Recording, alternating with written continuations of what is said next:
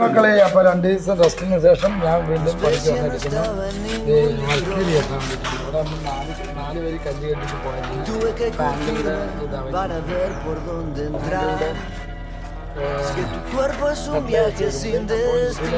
ഇവിടെ കെട്ടിയിറക്കാനാണ് ഞാൻ വന്നിരിക്കുന്നത്. മർക്കരി കെട്ടിക്കൊണ്ടിരിക്കുകയാണ്. വൈഫും വന്നിട്ടുണ്ട്. Donde mando tus dragones no puedo rescatar.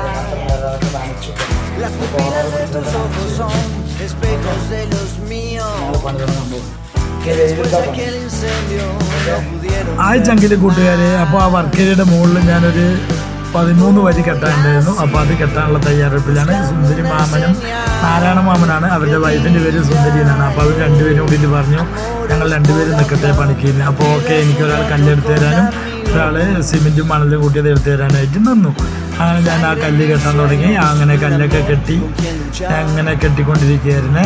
അങ്ങനെ നാരായണ മാമൻ എനിക്ക് കല്ലും എടുത്തുതരും സിമെൻറ്റും എടുത്തുതരും കേട്ടോ, സിമെൻറ്റും മണലും. അപ്പോൾ അവരുടെ വൈഫ് ഞങ്ങളങ്ങനെ ഊണ് കഴിക്കാൻ സമയത്ത് അപ്പോൾ അവർ രണ്ടുപേര് കഴിക്കുന്നുണ്ട്. സങ്കടം തോന്നി. അത് കഴിച്ച് കഴിഞ്ഞ് എൻ്റെ പങ്ക് മേടിക്കാൻ വേണ്ടിയിട്ട് അടുത്ത വീട്ടിലെ നമ്മുടെ അർജുൻ എന്നാണ് ഞാൻ വിളിക്കുന്നത്. ഞാൻ വന്നാൽ മാത്രം അത് വരാറുള്ളൂ കേട്ടോ. അപ്പോൾ എനിക്ക് നല്ല വിശപ്പുണ്ടായിരുന്നു.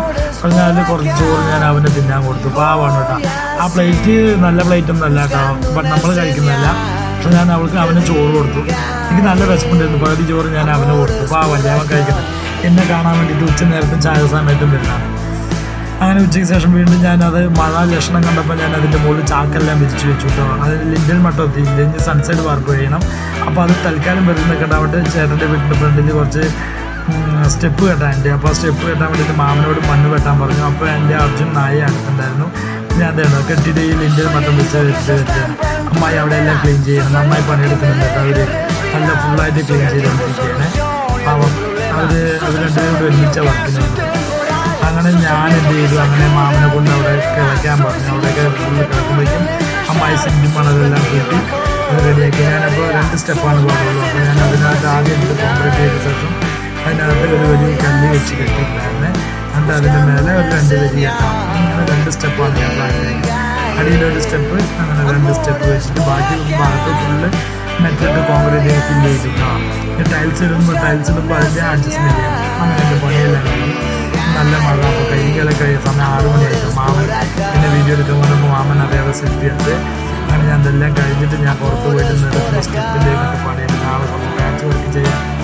അത് കഴിഞ്ഞ് ഞാൻ ഭയങ്കര ക്ഷീണം. അപ്പോൾ ഞാൻ നിങ്ങൾക്ക് എല്ലാവർക്കും ഇഷ്ടമെന്നറിയില്ല, ഞാൻ ഷാപ്പിൽ പോയിട്ട് ഒരു കള്ളം കടിച്ചു. ഭയങ്കര വേദനയായിരുന്നു. അങ്ങനെ വണ്ടി കൊണ്ട് ഞാൻ നേരെ ഒരു ബേക്കറി ചെന്ന് പട്ടിക്കുട്ടികൾക്കും പൂച്ചയ്ക്കും പിങ്കിക്കും കുക്കുവിനും ബിസ്ക്കറ്റ് വാങ്ങി വീട്ടിൽ വന്നു. സമാധാനത്ത് കുളിച്ച് ഫ്രഷായി ഫുഡ് കഴിച്ച് ഇങ്ങനെ ഇരുന്നു. വീഡിയോ ഇഷ്ടമായ ലൈക്ക്